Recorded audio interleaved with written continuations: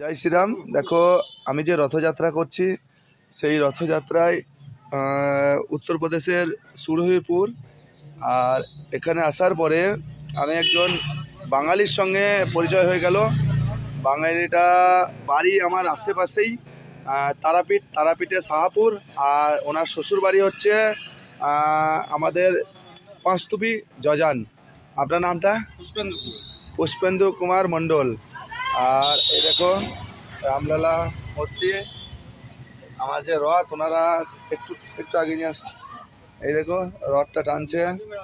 যাক, এতদূর আসার পরে ভগবান শ্রী রামজির কৃপায় একজন বাঙালির সাথে পরিচয় হলো, এটাই আমার বিরাট। আমি যে এই যাত্রা করছি, এই যাত্রা নিয়ে আপনি কিছু বলুন।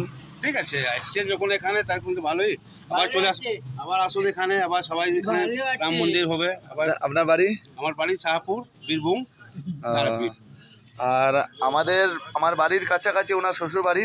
আমার গ্রামের নামটা দেখে, পাঁচতুপি নামটা দেখেছে, পাঁচতুপি নামটা দেখে চিনতে পেরেছে, আমাকে জিজ্ঞেস করছিল। যাক, ভগবান শ্রী রামজির কৃপায় খুব ভালো হলো, একজন বাঙালির সাথে পরিচয় হয়ে গেল।